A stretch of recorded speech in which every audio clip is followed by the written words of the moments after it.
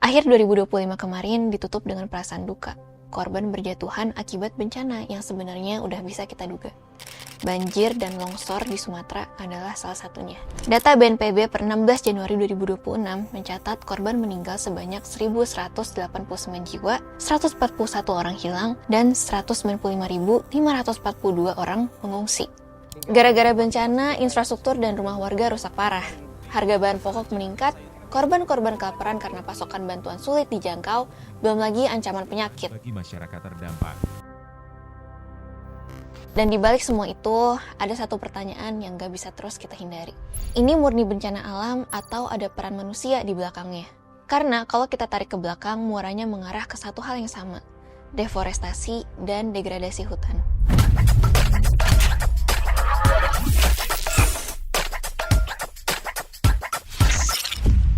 Data Kementerian Kehutanan pada tahun 2025 mengindikasikan Sumatera jadi pulau yang paling banyak mengalami deforestasi. Angkanya fantastis, 44%. Terbesar ada di Provinsi Riau, melebihi deforestasi di Kalimantan Barat dan Kalimantan Timur. Angkanya pun naik terus sepanjang tahun. Ini yang bikin Pulau Sumatera juga jadi rentan banget terhadap bencana. BNPB mencatat resikonya itu sedang sampai tinggi. Bahkan di Aceh resikonya udah tinggi. Bencana ini bikin mata kita seakan-akan terbuka lebar kalau banyak masalah yang belum beres. Dan ini dimulai dari keberadaan hutan. Jadi pertanyaannya sekarang, sebenarnya separah apa sih kondisi hutan-hutan Indonesia saat ini? Siap-siap, ini bukan kisah yang nyaman. Welcome to Indonesia after the fact. Kalau kita zoom out dan lihat gambaran besarnya, kondisi hutan di Indonesia sebenarnya jauh dari kata baik-baik aja. Menurut data Global Forest Watch, sejak 2001 hingga 2022, kita udah kehilangan 10 juta hektar hutan primer. Bukan hutan yang baru ditanam 10 atau 20 tahun lalu, bukan juga kawasan yang dari awal memang disiapkan buat ditebang. Kita kehilangan hutan primer. Hutan yang sistem airnya, tanahnya, dan makhluk hidup di dalamnya terbentuk alami. Pelan-pelan selama ratusan tahun, lintas generasi. Kita kehilangan sesuatu yang secara realistis nggak akan pulih dalam satu umur manusia. Emang kalau dilihat per tahun, angkanya sempat turun dari 2017 sampai 2021. Tapi, tren itu ternyata nggak bertahan lama. Karena keberhasilan penekanan angka itu hasil dari kebijakan yang kuat. Moratorium sawit, penegakan hukum, dan pencegahan kebakaran. 3 tahun belakang trennya mulai hilang karena komitmen politik melemah dan kebijakan baru yang secara legal mengizinkan pembukaan hutan. Dan pola seperti ini sebenarnya nggak cuma terjadi di Indonesia. Di tahun 2024, data nunjukin setiap 1 menit bumi ini kehilangan hutan primer seluas 18 lapangan sepak bola. Ini krisis yang terjadi serempak. Dan kalau terus dibiarkan, dampaknya akan balik nyerang kita juga. Kenapa terjadi deforestasi? Kalau kita tarik ke belakang, penebangan hutan di Indonesia udah jadi bagian dari cara kekuasaan bekerja sejak lama. Yap, ini problem struktural. Penebangan hutan udah jauh terjadi sejak masa kerajaan-kerajaan Nusantara. Di masa kerajaan Nusantara, hutan dibuka untuk membangun pusat-pusat kekuasaan. Kerajaan Mataram kuno misalnya. Di masa kependudukan VOC juga sama, hutan-hutan di Nusantara ditebang besar-besaran, kayunya dipotong, diangkut, terus dikirim ke Eropa. Buat bangun kapal di Rotterdam, buat jadi bahan bakar pabrik gula di Jawa, maupun diekspor untuk pasar kayu di dunia. Intinya, sejak awal, hutan bukan dilihat sebagai ekosistem, tapi sebagai sumber daya ekonomi. Setelah Indonesia merdeka, sempat ada jeda. Di masa pemerintahan Soekarno, lewat peraturan pemerintah nomor 64 tahun 1957, pengelolaan hutan diserahkan ke pemerintah daerah. Sistemnya desentralistik ke provinsi. Di aturan itu, banyak batasan buat memakai hutan. Tapi semuanya berubah drastis di era Orde Baru. Pengelolaannya ditarik ke pusat, lalu dibuka selebar-lebarnya lewat sistem hak pengusahaan hutan atau HPH. Sasarannya hutan di luar Jawa, terutama hutan di Sumatera dan Kalimantan. Hutan gak lagi dikelola sama pemerintah daerah dan masyarakat adat. Hutan dijadikan alat penyelamat ekonomi nasional di tengah krisis pemerintahan. Dampaknya, kebijakan ini memicu deforestasi besar-besaran, terutama di Sumatera, Kalimantan, dan Sulawesi. Kebijakan ini juga bikin konflik agraria, protes dari masyarakat adat yang tersingkirkan. Pada akhir 80-an, 572 unit HPH menguasai sekitar 64 juta hektar hutan produksi. Dan angkanya terus meningkat bahkan 10 tahun kemudian. Dalam periode tertentu, lebih dari 500.000 hektar hutan rusak per tahunnya. Bayangin, satu pulau Bali isinya hutan semua, hilang setiap tahunnya. Secara ekonomi, ini kesuksesan besar. Pendapatan devisa naik ratusan kali lipat. Dalam rentang 6 tahun aja, tahun 1968 sampai 1974, pendapatan devisa kita naik dari cuma 6 juta USD ke 564 juta USD karena pemberian HPH. Indonesia juga sempat jadi salah satu produsen kayu log terbesar di dunia. Setelah kayu log, fokusnya bergeser ke industri pulp dan kertas lewat skema hutan tanaman industri atau HTI. Di atas kertas, ini kelihatannya modern. Hutan alam ditebang, diganti tanaman industri yang katanya lebih terkontrol. Masalahnya, model ini tuh rapuh. Skema HTI sangat bergantung sama modal besar, pinjaman perbankan, dan investasi jangka panjang. Artinya, sistem ini kuat selama ekonominya stabil aja. Begitu Indonesia dihantam krismon tahun 97, bubar. Perusahaan kolaps, utang numpuk, proyek mangkrak. Di saat bersamaan, konflik meledak. Dari tahun 97 sampai 99, Forest Watch Indonesia mencatat ratusan konflik di sektor kehutanan. Hampir 40%-nya terjadi di area HTI. Di sini muncul hak-hak hutan adat, otonomi, dan desentralisasi pengelolaan SDA. Kalau ditarik garis panjangnya, harganya mahal. Dalam setengah abad dari tahun 1950 sampai tahun 2000, hampir setengah hutan Indonesia itu hilang. Itu semua karena konversi lahan kelapa sawit, areal transmigrasi, konsesi HPH dan HTI, ekspansi pertanian, dan praktik illegal logging. Reformasi datang. Harapannya jelas, tata kelola hutan yang lebih baik. Tapi yang terjadi justru sebaliknya. Tingkat deforestasi makin tinggi, meningkat dari 1,7% per tahun, naik ke 2%. Baru di periode 2009 sampai 2013, lajunya mulai melambat. Tapi, FOI bilang, ini melambat ya karena akses hutan makin sulit, dan jumlah hutan yang makin sedikit. Jadi lebih sulit buat dieksploitasi. Sebuah penelitian bilang, sepanjang tahun 2001 sampai 2016, faktor pendorong tunggal terbesar deforestasi di Indonesia adalah perkebunan kelapa sawit. Mereka nyumbang hampir seperempat deforestasi nasional. Kedua, pembukaan lahan pertanian skala kecil dan kebun gabungan. Nyumbang 22% deforestasi. Lalu ada praktik perubahan hutan menjadi padang rumput atau semak belukar. Ini mencakup sekitar 20% dari deforestasi nasional. Kemudian ada jalan pembalakan dan pembukaan lahan kecil-kecilan yang sering dibilang sementara. Itu nyumbang 10%. Sisanya seperti tambang dan tambak itu sekitar 5%. Artinya satu hal, deforestasi Indonesia bukan satu pelaku tunggal. Ini gabungan dari banyak pihak, dari industri besar sampai praktik kecil yang dianggap wajar. Kalau sebelumnya perkebunan sawit adalah fokus utama, mulai tahun 2024 polanya geser ke pertambangan, terutama nikel. Atas nama transisi energi dan hilirisasi, hutan kembali dibuka. Jenis industrinya berubah, korbannya tetap sama, hutan. Hutan ditebang, satwa kehilangan rumah. Masyarakat sekitar menanggung dampaknya. Kalau udah banyak yang rusak, apa bisa diperbaikin lagi? Jawabannya nggak sesimpel itu. Hutan bukan kayak file yang bisa di-restore. Sekalinya rusak, yang hilang bukan cuma pohon, tapi struktur tanah, cadangan air, mikroorganisme, dan relasi antar spesies atau biodiversity yang terbentuk alami selama ratusan tahun. Jadi, langkah pertama bukan menanam. Langkah pertama itu berhenti merusak. Selama deforestasi masih berjalan, entah itu legal maupun ilegal, pemulihan cuma bakal jadi upaya menambal. Misalnya di Brazil, pemerintah menjalankan berbagai program restorasi dan komitmen penanaman kembali di Amazon. Pada saat yang sama, pembukaan hutan untuk peternakan sapi dan perkebunan kedelai tetap dilegalin atau dibiarin melalui celah kebijakan dan lemahnya penegakan hukum. Hasilnya paradoksal. Ada wilayah yang ditanami ulang, sementara wilayah lain, bahkan yang berdekatan, itu terus dibuka. Secara neto, kerusakan tetap lebih besar daripada pemulihannya. Lanjut. Kalau udah stop deforestasinya, baru deh bisa menempuh langkah pemulihan. Dan pemulihan itu nggak selalu berarti tanam pohon. Banyak studi nunjukin regenerasi alam sering lebih efektif dibandingkan penanaman masif yang salah spesies dan salah tempat. Hutan bisa pulih sendiri, dari biji di tanah, dari hewan, dari sisa-sisa ekosistem yang masih hidup. Biayanya lebih murah, dan secara ekologis lebih stabil. Sebaliknya, regenerasi non-alami, penanaman aktif, emang terlihat lebih cepat. Tapi juga rentan gagal kalau diperlakukan seperti proyek infrastruktur. Cepat, besar-besaran, seragam, dan mudah diukur.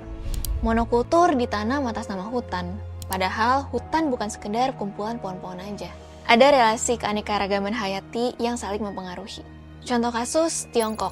Tiongkok udah menanam miliaran pohon selama beberapa dekade terakhir, sebagai bagian dari kampanye penghijauan berskala besar. Salah satunya, Tree North Shelter Belt tahun 78 yang bertujuan untuk melawan erosi tanah dan ngurangin badai gurun. Secara angka, ini sukses. Tutupan hutan naik drastis, dari sekitar 10% di tahun 49 menjadi hampir 25% hari ini. Tapi ada efek samping yang nggak kelihatan.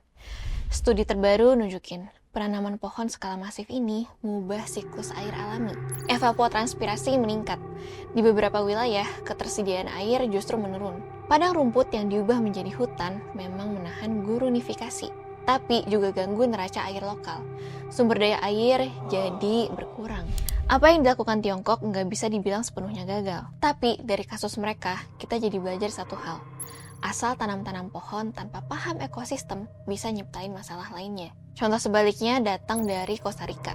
World Bank mencatat, Costa Rica jadi negara yang berhasil menjaga konservasi hutannya dan jadi negara tropis pertama yang mengalahkan deforestasi.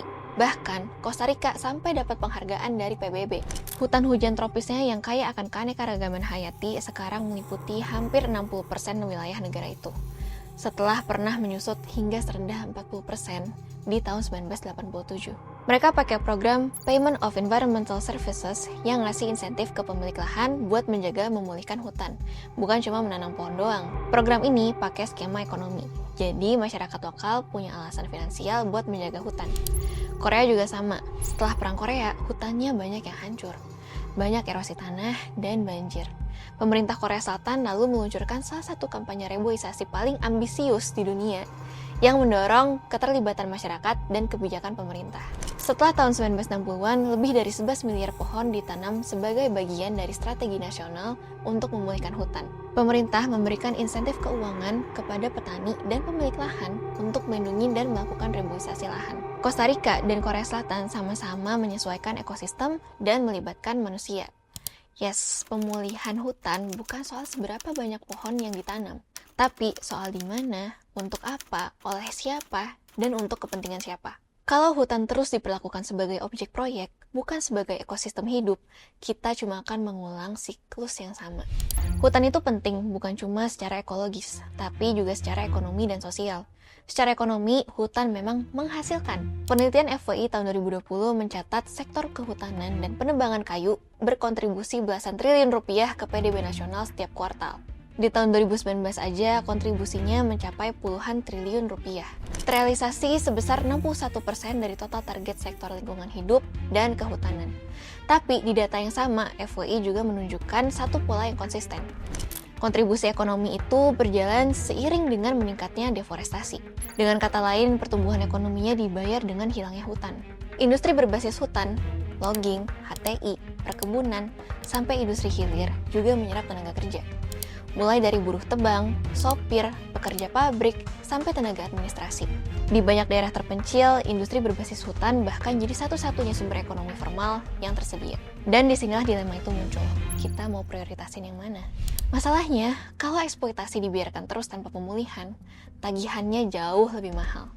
Terus gimana kalau eksploitasi dan deforestasi terus-menerus tanpa ada aksi buat diperbaiki? Secara ekologis, dampaknya berantai. Keanekaragaman hayati kolaps, tanah kehilangan fungsi biologis, hutan gak lagi menahan air. Akibatnya, banjir, longsor, kekeringan, dan kebakaran hutan jadi lebih sering. Dan ini bukan sekedar teori. Kebakaran hutan dan lahan terbesar di Indonesia tahun 97-98 karena metode tebang bakar menghanguskan sekitar 10 juta hektar hutan kita. Kerugian ekonominya lebih dari 700 triliun rupiah. Asapnya menyebar lintas negara, kualitas udara memburuk. Ratusan ribu orang mengalami gangguan paru dan pernafasan. Pembukaan lahan dengan tebang bakar ditambah kekeringan panjang akibat El Nino jadi kombinasi mematikan. Kalau dilihat dari kacamata ekonomi jangka panjang, dampaknya juga nggak main-main. Produktivitas pertanian bakal turun karena erosi dan ketidakstabilan iklim. Biaya negara membengkak untuk penanganan bencana, kesehatan, dan konflik lahan. Padahal, fungsi hutan jauh melampaui itu semua. Meskipun nggak kelihatan secara langsung lewat mata, hutan punya peran penting buat makhluk di bumi. Mengatur iklim, jadi rumah buat keanekaragaman hayati, menjaga ketahanan pangan, dan memasok air. Secara sosial, hutan juga memiliki nilai budaya bagi masyarakat. Hutan sering disebut paru-paru dunia, dan itu bukan sekadar metafora. Setiap tahun, hutan di bumi menyerap sekitar 2,6 miliar ton karbon dioksida. Gas rumah kaca utama penyebab pemanasan global. Semakin banyak karbon yang diserap, semakin lambat panas menumpuk di atmosfer. Artinya, resiko cuaca ekstrim, banjir besar, kekeringan panjang, badai intens bisa ditekan. Soal rumah buat keanekaragaman hayati, nggak usah ditanya lagi. Kalau hutannya rusak, rumah bagi ribuan spesies bakal terancam. Ujungnya, spesies-spesies bisa punah yang mana kepunahan satu spesies dapat mengganggu seluruh rantai makanan. Hutan juga jadi tempat tinggal bagi masyarakat adat selama ribuan tahun. Selain tempat tinggal, hutan juga jadi identitas, budaya, dan koneksi spiritual. Kalau hutannya hilang, yang lenyap bukan cuma pohon, tapi sistem kehidupan yang menopang manusia tanpa banyak disadari. Ironisnya, hutan baru dianggap masalah setelah bencana datang. Setelah banjir besar, setelah longsor menelan desa, setelah kebakaran hutan mengirim asap lintas negara, setelah anggaran jebol untuk pemulihan darurat. Ngomongin deforestasi itu bukan cuma pemaparan angka-angka doang. Sekilas emang gak kelihatan kalau kita melihat dengan cara pandang statistik.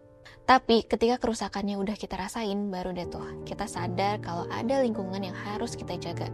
Di balik angka, ada relasi yang terputus antara manusia dan ruang hidupnya. Emang sih, hutan juga menyumbang porsi PDB nasional kita kalau dilihat dari manfaat jangka pendek. Tapi gimana soal jangka panjangnya? Ketika hutan diperlakukan sebagai komoditas atau cadangan lahan doang, kita lupa kalau banyak banget makhluk hidup yang bergantung di situ. Nggak cuma manusia. Contoh-contoh keberhasilan reforestasi yang dilakukan Costa Rica dan Korea Selatan juga bukan jadi pembenaran kalau hutan bisa dibalikin kayak semula setelah dieksploitasi habis-habisan. Langkah mereka itu ibarat tobat ekologis dari deforestasi yang mereka lakukan puluhan tahun silam. Dengan data dan dampak yang udah terpapar, sekarang apakah kita mau mencegah krisis? Atau hanya bereaksi setelah krisis datang? Padahal, deforestasi bukan kegagalan alam, tapi kegagalan tata kelola manusianya. Nah, keputusan yang diambil sekarang sebenarnya tinggal nunggu jawaban di masa depan. Kondisi hidup anak cucu kita. Sama seperti keputusan yang dibuat puluhan tahun lalu yang terjawab dengan korban jiwa. Hutan yang hilang hari ini nggak bisa diganti di masa depan. Reforestasi mungkin bisa membantu, tapi nggak pernah sepenuhnya menggantikan kompleksitas ekosistem yang sudah runtuh. Artinya, sebagian kerusakan yang kita biarkan sekarang akan menjadi kondisi permanen bagi mereka yang hidup di masa mendatang. Manusia yang hidup di masa depan bakal hidup dengan konsekuensinya, yaitu dengan banjir yang lebih sering, musim yang sulit ditebak, pangan yang lebih mahal, dan konflik ruang yang makin intens. Ya, lagi-lagi ini PR buat kita semua. See you next time in Indonesia After the Fact.